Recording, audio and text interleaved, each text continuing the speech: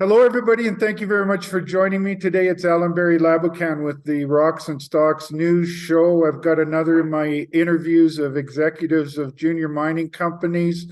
Today we have Bell Copper, which is in Arizona. Arizona is elephant country for copper deposits, and Tim Marsh and his team are looking for one of those elephants as we speak. Tim, how you doing, man? Doing well. I saw your video that went out yesterday of you beside the drill rig. You look pretty happy and in your element there, Tim. Yeah, I'm happy to be out on the ground again, making progress at Big Sandy. You didn't want to be up at the PDAC shaking hands and catching a flu? No, thank you. I like our Canadian friends, but I've seen PDAC, and I guess once is enough. There you go. There you go. Well, what I thought I'd do is a little bit different here, Tim. I'm going to actually play the video that I'm talking about, and then we'll get into more of the story. That sounds great. All righty. So here is the video. I think, Tim, can you see it on the screen now? Yep, it's up. Okay, I'm going to play this for everybody. Here we go. Hello, this is Tim Marsh from Bell Copper Corporation. I'm up on the Big Sandy project in Mojave County, Arizona. Drilling hole BS4. See the rig turning in the back. We're cutting conglomerate. We got about 4,000 feet of this stuff to go through. It's a moderately consolidated conglomerate with angular granite clast. Got a lot of it to go through, and we're making headway. Investors gave us a bit of money to get going over December. We're out on the ground making hole. Last year, Bell cut 200 meters of 0.42% copper with a good silver credit in a supergene chalcocite blanket. That blanket is offset from wherever the copper came from the primary copper shell. We're looking for the heart of it now. We have moved 900 meters, more than half a mile from the BS3 hole. We think we're over the heart of the system here. Again, we're chasing a cutoff porphyry where we can see the bottom of this thing. We know it's a giant. We can measure it out on the ground 13 kilometers away up at Diamond Joe Peak. That's off to my left. At this position, we should be over the middle of a 5 kilometer by 6 kilometer porphyry cupola zone that's making a lot of copper that we hit in BS3. Well, the plan here is to core down, switch over to a downhole mud motor with a PDC bit, use kind of oil field technology to get through this gravel quickly and get down and core and see what the bedrock looks like. We expect to be in the heart of the copper shell, again, 900 meters away from BS3. And that step out is fairly extraordinary for exploration. Again, we're not drilling in the head frame of somebody else's shaft. We are green fields out in the middle of a valley that's got no prospect pits, no bedrock, no nothing. Just had a good idea that got us out here exploring, and our electrical anomaly says that there ought to be something pretty important here. So this is where we're drilling. It's underway. Thanks for the support. Stay tuned to Bell Copper Corporation if you want to see what a world-class discovery looks like. All righty, Tim. Excellent stuff there. Can you hear me okay, Tim? Yeah, I hear you well. So lots of good stuff to uncover there. So just for the non-geos out there, Tim, you're looking at a displaced deposit, and over about 13 kilometers away, you found the bottom of the system. Now you're looking for the rest of the system that was displaced. Did I get that right? Yeah, that's right. I used the word offset to describe our supergene blanket intersection in BS3. That offset in that case isn't what I think is a fault offset. It's just kind of leakage out of the as yet undiscovered copper-rich center of the system. The rest of the system, the thing really, the idea we're chasing is as you described. It's a fault offset from the bottom. That faulting happened from about 15 million years ago to 5 million years ago, and it moved the top where the copper ought to be out into the bottom of the valley, and then it got covered with gravel, and we got to get through that gravel to find the top. But you've got some indications there about the size potential based on what you can see from the non-displaced part. Yeah, exactly. What we see in the non-displaced part, the bottom, is really a spectacular exposure of a porphyry copper system. It's been explored as such for decades. Back in the 60s and 70s, Gulf Minerals was drilling it. It's been mined for molybdenum for over a century. It clearly had a lot of hydrothermal fluid moving up through this granitic stock. There is quite a bit of copper on surface. It's just not an economic deposit. That economic deposit should be up in rocks that were cooler at the time, and that's the upper part that's been displaced and is Bell's target. But the bottom is really a textbook exposure of a porphyry copper system that's just down at a level that's too deep to produce economic mineralization. And it's got some size to it, right? It's many kilometers across. It compares favorably with some of the biggest porphyries in the world.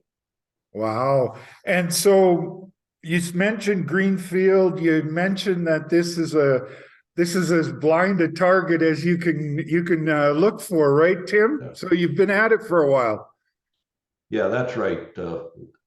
It was really our exploration success, which the market doesn't appreciate exploration success, but geologists do. It was our exploration success up at Perseverance, showing that the basic idea that there's these bottoms and faulted off tops in this particular valley, and that the magnitude of offset, which shocked me compared to what I thought when I started this process 17 years ago of drilling and getting through this gravel and seeing what was underneath.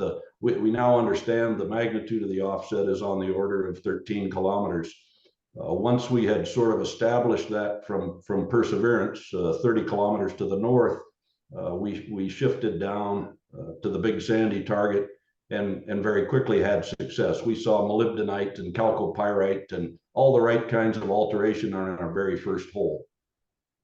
And that was the one you guys announced that hit some good, pretty solid numbers to if you're on the edge of something. Yeah. Yeah, the first hole cut a short chalcocite enrichment blanket, just a couple of meters of about 0.3% copper. Our second hole was outside of the system. We saw a little copper in it, nothing worth assaying, but some chalcopyrite veins, some quartz veins, things that said, hey, there's a porphyry around here somewhere.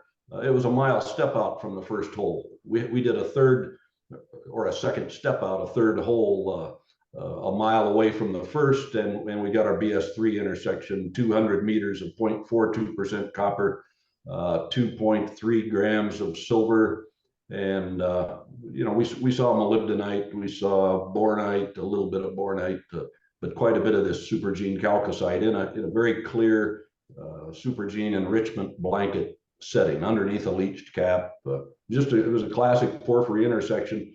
We kept the hole in really good alteration for 830 meters, thinking that, well, maybe it's going to cross this zone. We went through a quartz sericite pyrite zone with 10% pyrite from top to bottom. And I just hoped we were going to slide into the copper shell, and that never happened with BS3. So we permitted a new site a half a mile to the south. Again, we're looking for an elephant, so the step outs are big. And that's our BS4 site. We've got a total of 8 holes permitted off of this pad. We can go back and do a couple more holes off the BS3 pad. So I got 10 holes permitted, and we're getting after it. So for the non-geos out there, Tim, you're talking about all the pathfinders that you need to point you in the direction of something bigger. And when you have such a thick alteration zone, when these fluids become in contact with the country rock, those fluids chemically alter that country rock. So it gives you an idea of when you have a big alteration zone that you're sitting beside something really big. Did Yeah, I get that's that right? exactly right. My perspective comes from the time I served as chief geologist at Resolution, which is a world giant down in a little further south in Arizona, on the same belt that we're drilling. But at Resolution, what really struck me was when you walked into the core shed, you could look across hundreds of meters of core, and the rock all looked the same. It was white, and it was sprinkled with sulfides, pyrite, from one end to the other.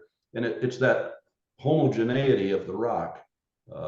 It's not a rock that is produced by magma. It's not a primary rock feature. It's the product of hot water or fluid interacting with rock that's produced this homogenization at Resolution. It's over hundreds and hundreds of meters, and we saw exactly that in BS3. For 830 meters, the rock has been changed from the magma that was originally emplaced into a rock that is chemically homogeneous from top to bottom, a half a mile, to quartz and sericite and pyrite with just myriads of veins cutting through it.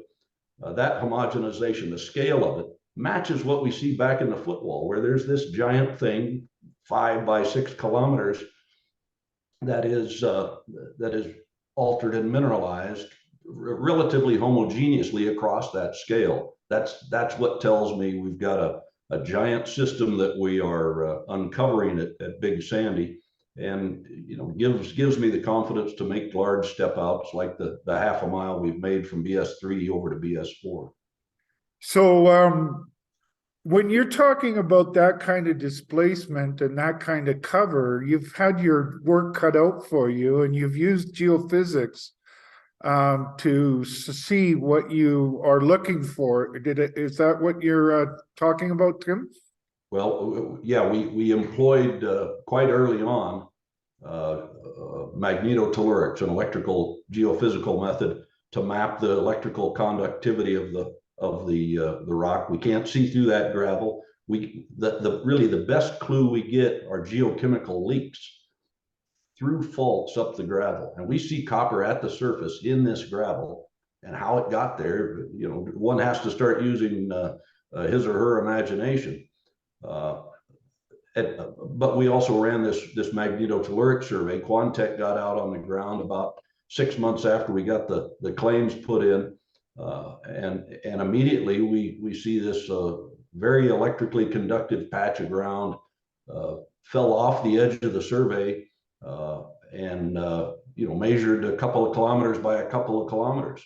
So we saw immediately there's this electrically conductive patch of ground. I interpret it to be probably clay alteration, or groundwater modified by all the sulfides present in the rock to make an electrical conductor. But it's down under this gravel. The anomaly starts below more resistive cover. That's the gravel, and extends as deep as the magnetotelluric survey that we ran would unveil. It's a carrot-like mass, a very big carrot, but a carrot-like mass extending vertically downward, and that's the thing we're chasing. So that sounds like a magmatic event, a volcanogenic some kind of volcano caused that. Yeah, and associated with it a lot of really hot water charged with chlorine and sulfur and the things that can transport metal in a hot water solution. That's what I was interested in, because if the deposit was displaced, that means it was formed over 13 kilometers away. So then you look at faulting. Now, usually you look at faulting to that the event that caused that mineralization was pushing up the fault. Am I getting this right, that the groundwater could have been what brought that copper up the faults? Like most mineral systems, it's had a long history. The first thing that happened was, there was this magmatic event. The copper was formed in a very hot hydrothermal system 13 kilometers to the west of us. And 50 million years went by. Essentially, there's no geologic record of what happened for 50 million years. Nothing happened that we can detect geologically. Weathering certainly happened. Rain fell. There were nice warm days with large mammals walking around the surface, and trees and plants and things growing on the surface. But it was raining the whole time, and that rain carried oxygen down into the sulfide minerals that had been formed by the volcanic event. That created sulfuric acid, natural sulfuric acid, that leached copper out of the copper deposit, flushed it down, made this supergene blanket. All of that went on for 50 million years. Nobody was around to watch it. But then about 20 million years ago, this faulting event all across the western United States happened.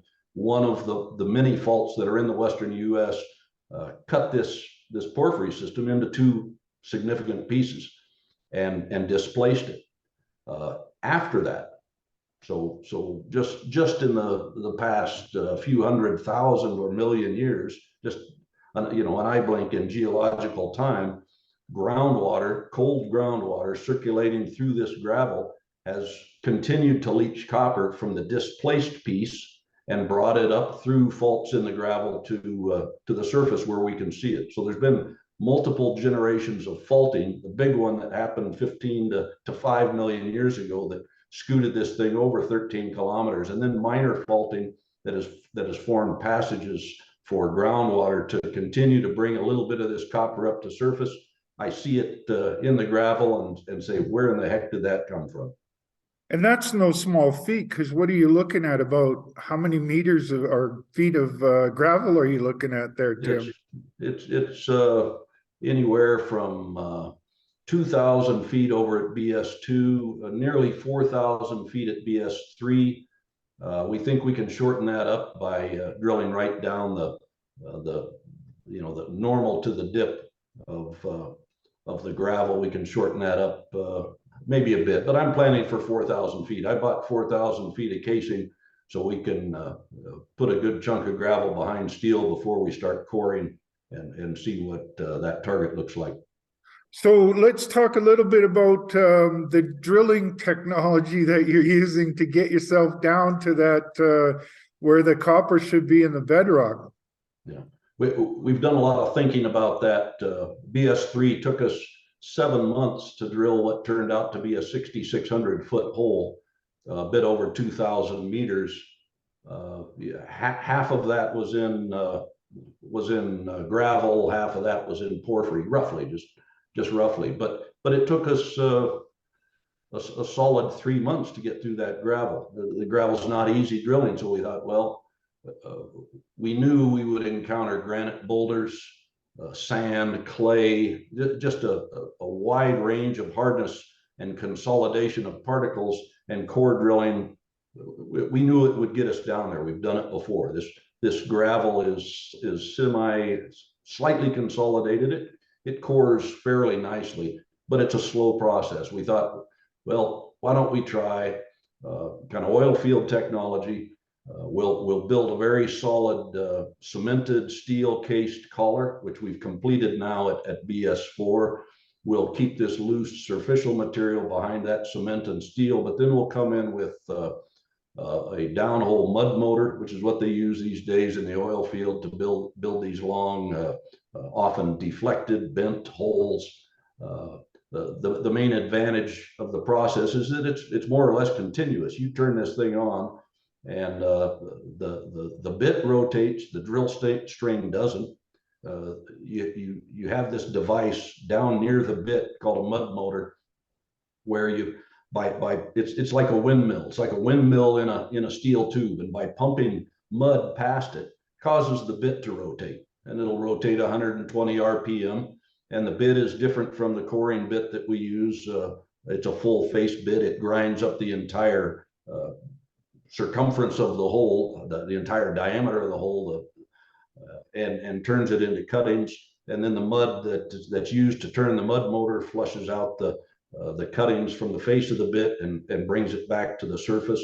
We have a fairly elaborate, really oil field equipment to clean the mud and then send it right back down the hole.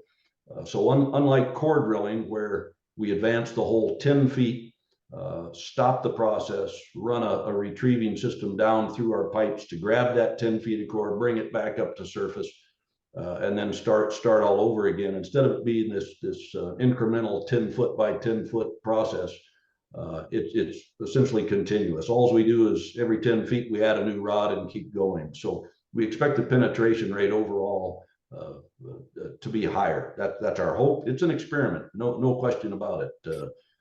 There's some experience drilling this sort of stuff at Resolution. There's a formation called the Whitetail Formation that overlies Resolution. Looks a lot like our gravel at Big Sandy, and this process has worked there at Resolution. Godby Drilling, our drilling contractor, has retained the mud motoring expert at Resolution to help us at Big Sandy, and so we've got some some real experience running this sort of program out on the ground with us to prevent us from making the big mistakes. And we'll make mistakes on our own, but we'll have some brains there to help us iron things out as quickly as possible. Once we get down through that gravel, we'll throw 4,000 feet of steel in the hole to keep the gravel away from us, and then we'll return to core drilling. We'll drill through what we expect to be a porphyry intersection with standard diamond coring. So how do you think this will compare? Do you look at, will it cut it down by half or by a quarter or more? What do you think in time? Just ballpark. I don't want to, not going to hold you to the fire there, Tim. Yeah, it's really an experiment. I have high hopes. I hope we can double or triple our penetration rate. Really, it remains to be seen. We've got a dramatic contrast between, in some places, nearly uncemented sand and then right into granite boulders. And we've tried that with old oil field tricone bits, and it is hell on those rollers.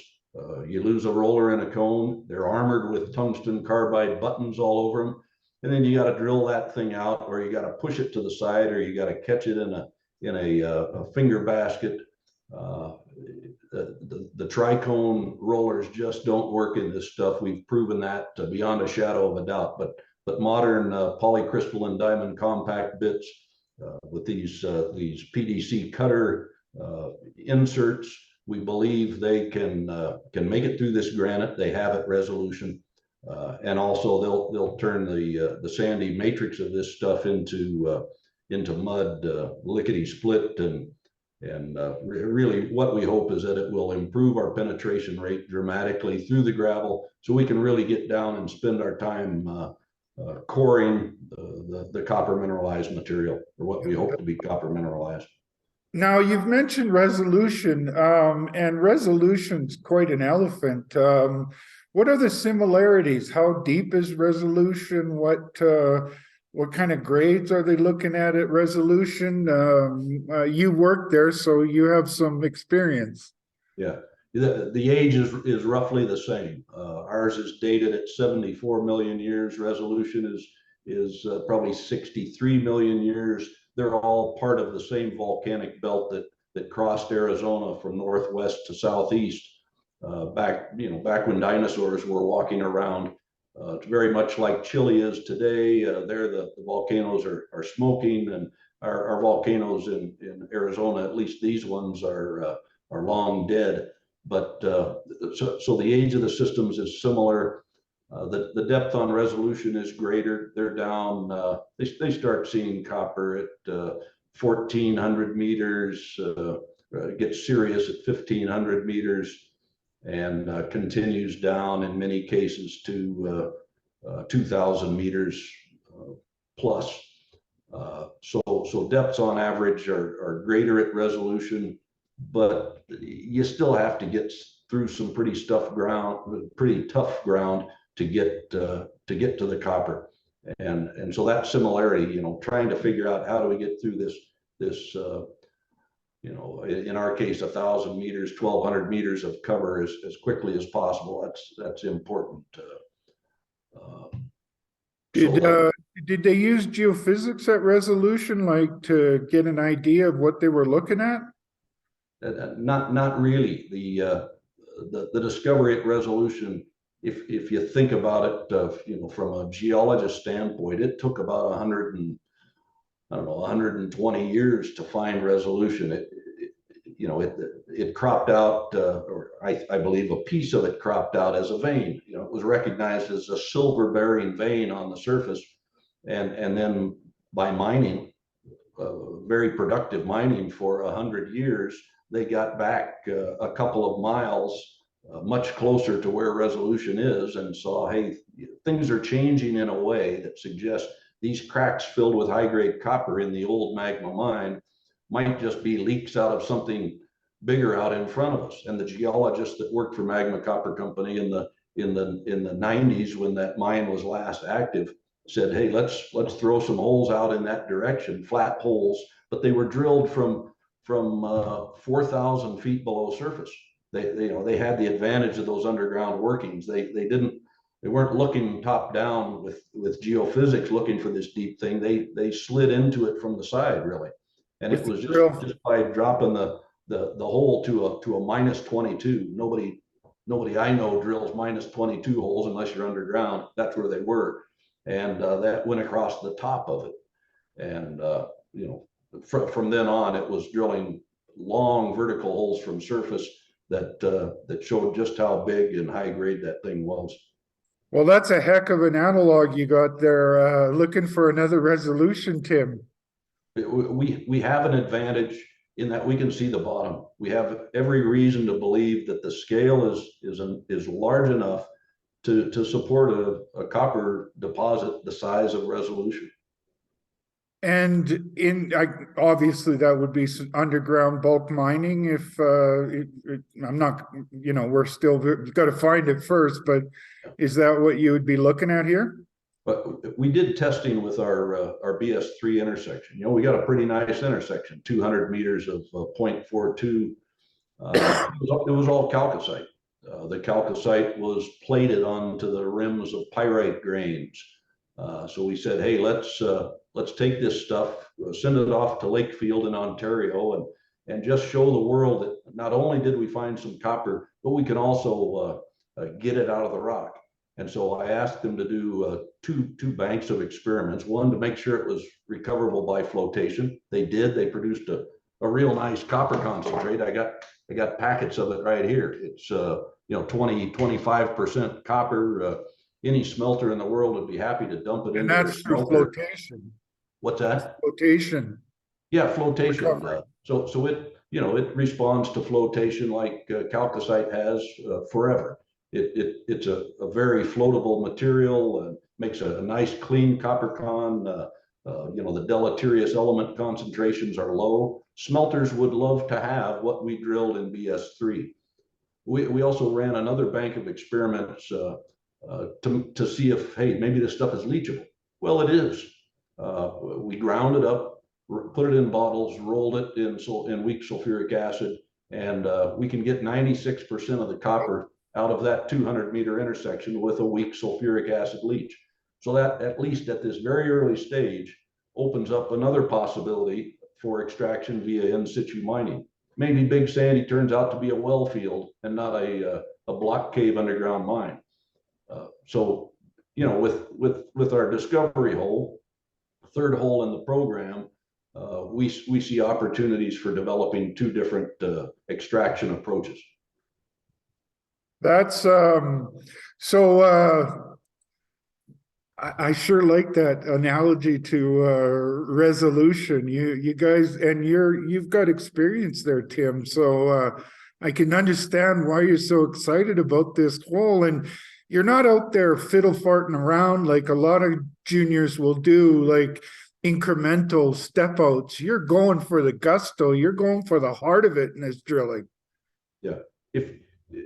So far, the concept has panned out. We haven't gotten big negative information that says that this idea is crazy, try something else. We've been encouraged each step of the way that we're onto something.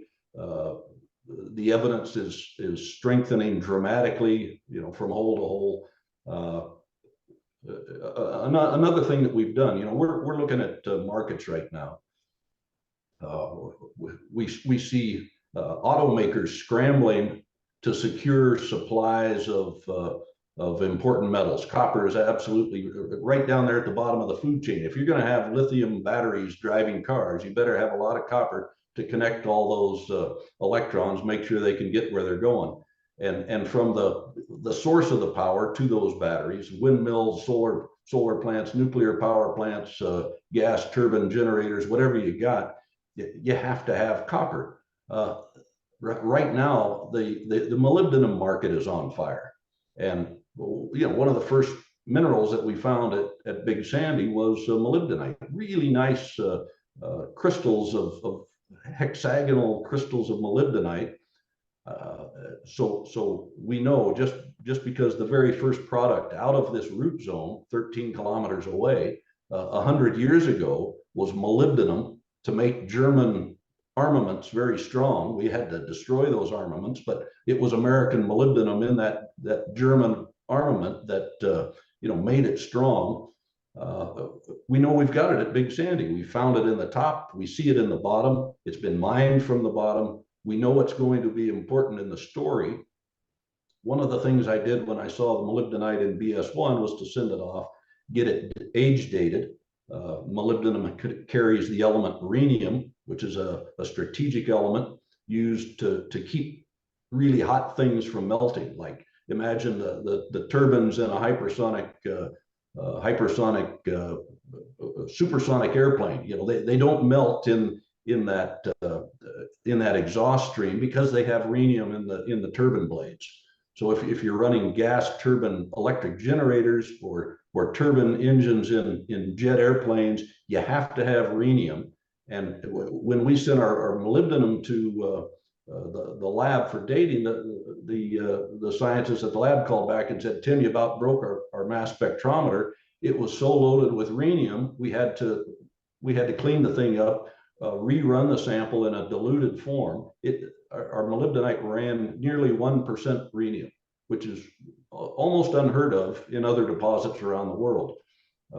So when we got our intersection there at BS3, a mile away, you know, we moved, and I was worried, well, this is a one spot phenomenon. We move a mile. If we find any molybdenum, we ought to check it for rhenium, but the chances of this holding up over a mile distance are pretty slow. Well, we told Lakeshore, we said, hey, try. There's not much molybdenum in there yet, but try to make a molycon. And they tried. They made a low-grade molycon, about 20% molybdenum by weight.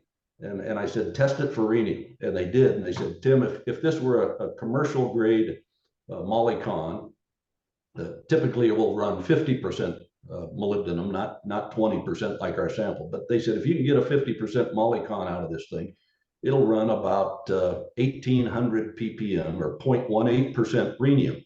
So when the day comes that Bell releases a mineral resource at Big Sandy, and I think we're headed in that direction, rhenium will be a significant credit. And we'll have, so you've got, we'll have General Electric, General Dynamics, Lockheed, companies like that coming to us for an offtake of our rhenium, because they have to have that element if their stuff isn't going to melt. you know, it sounds like you've got a lot of added value there besides just the copper. One other place that I don't think a lot of people understand is if you're going to get the electric car revolution to happen, you're going to need to get that, as you said, get that energy out to the car. But if you've got an aging infrastructure of copper, of wiring, you're going to need to update that wiring system, and that's going to take a lot of copper. And the United States has very old infrastructure. Yeah, California has really been experiencing that. We had a cold snap here in Arizona. We rarely get snow where I am. I moved my home to Kingman to be closer to the action at Big Sandy. I'd been down at Tucson, and that was about a 6-hour drive out to the project. I got tired of that. My wife said, hey, I'd like to see a lot more of you. Why don't we move to Kingman? I said, I never thought I'd hear those words, but we now have a house in Kingman. I'm on the project every day. We had this cold snap in Arizona. I went over to see my father-in-law in California, and 4 inches of snow, and they're without electric power. I walked around for 5 or 6 hours with my headlamp on in my father-in-law's house because California couldn't get juice to their house. And that's a direct result of the aging infrastructure. You see it all over the country. When you get really hot or you get really cold, it puts stress on that. And can you imagine the stress if you changed all the gas engines into electric, the stress that would put on the system? Without a doubt, that whole electrical grid has to get upgraded, rewired. The old deposits that for 100 years have supplied America with its copper, those holes are really big and really deep. And the US and the world, we need fresh discoveries. And Bell Copper thinks it has a globally significant new discovery that's going to be required for this energy transition. And that's not, United States isn't the only place that those mines are getting old. All over the world is depending on these old mines that are, copper mines they're not going to last forever. They're on their dying days. Yeah, the slopes are steep. You hear about pit slope failures. Bingham suffered one several years ago, buried trucks and drills. They got all the people out. The technology was really good. They were watching it. They said, this thing's speeding up, get the people out. But the shovels and the trucks and the drills didn't make it. They got buried and destroyed in that Melfi slide. But there are a lot of other pits suffering the same fate. The walls are steep. They've been pushed back right to the limits of what's safe to work under. And so we see in Chile, a lot of the mines are transitioning now to underground block cave underneath the pits. So to keep Chuquicamata going, they've transitioned to entirely block cave mining. Tim, oftentimes I think people listen to us mining guys try to tell people the reality of what's coming out of the ground. And I think a lot of times that goes on deaf ears because they think we're talking our own book. But we're all humans too. We need power. We need all these things. And but these days, we're not the only ones singing that song. I had some friends that were at the BMO mining conference in Florida. Then now at the PDAC, and these automakers are starting to show up at the mining conferences. And just about a week ago, Stellantis, which makes a bunch of different cars, Maserati, Fiat, Dodge, all these other ones, they did a deal to invest a bunch of money, $155 million US into another company that I follow really closely, McEwen Mining, which has the division of McEwen Copper. We're not the only ones singing this song these days, and I think the chorus is going to get a lot bigger here as we go forward. Yeah, I've reached out to quite a few companies that use copper, use molybdenum and rhenium, and encourage them to keep an eye on Bell Copper. If they want an offtake agreement, give me some drilling money, and I'll turn this thing into a resource, and they can have an offtake agreement. Well, you go out there and find it first, Tim. Don't run into that resource too quickly. I think you got a ways to go to find it and then show how big it is. I sometimes I hear companies that are in a hurry to get to this resource category, and what they don't realize is that's sort of the signal that you're starting down the development discount window of the Lassonde curve, and that's a punishing time. You're an explorer. Stick to that exploration, Tim. Yeah, that's it. We're at the bottom of the Lassonde curve, and we have every reason that it's going to climb about straight up. So that's why we're focusing now on this drilling approach. Really, my goal is to get 500-meter offsets. Drill out a grid pattern, 500-meter offsets down at the target level, So just sitting where we are and spinning the rig around, drilling vertically, drilling, minus 65s off at every 40 degrees or so. We're going to drill out, what I hope to be a resource, and somebody's going to make me go away before I get the job done. That's what I think. You're saying a lot there that I hope the audience doesn't lose sight of. When you're talking about 500-meter spacing between your holes, oftentimes you're lucky if that's the entire deposit. So when you're talking about 500-meter step outs, that's telling people the size of this thing that you think you're looking at here, Tim. That's amazing. Yeah. We drilled 800 meters of elephant skin in BS3. It's a half a mile of elephant skin. It's elephant. I mean, you can taste it, you can analyze its DNA. It is elephant.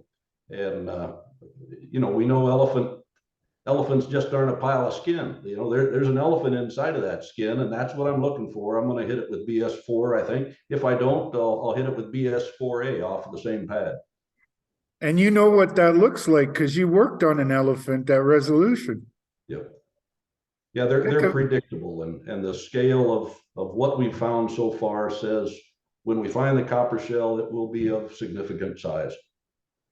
Great note to end it on. I'm going to close it off here. Tim, did you have any closing words before I close it off, and then we can chat at the other end? Yeah, keep an eye on Bell Copper. We're active. We're working today. It's my opinion, it's the best story out there. Well, thank you very much for your time, Tim. You've been very kind. You gave us a good education on not just about how you guys are going about exploration, gives our audience a little bit of insights on what goes into the mind of an explorationist. We also had a good chat on copper, and we'll keep doing these, Tim. I always enjoy speaking with you. I can see the twinkle in your eye when you're beside that drill rig, and I love the Truth Machine as well, Tim. And it good on you, and keep at her. Thanks, Allan. All righty, folks. So in Bell Copper, BCU is their stock symbol on the Venture Exchange. You've got a company here looking in elephant country for an elephant, and they've got an $18.8 million valuation. Tim knows what elephants look like because he worked on one. And all the indications are so far that that's what they're looking for, this big alteration, the copper they're hitting, the other minerals that they're hitting are all pointing towards something big. And instead of doing like a 20-meter step out, Tim's doing a 900-meter step out to go for the guts of that system. And I got my fingers crossed, and I think they're going to hit it. And if they do, you'll be looking at several multiples. So for those that like to be involved with a copper exploration story with home run potential or out of the park home run potential, Bell Copper is one for you to look at. As always, my shows are for information purposes only.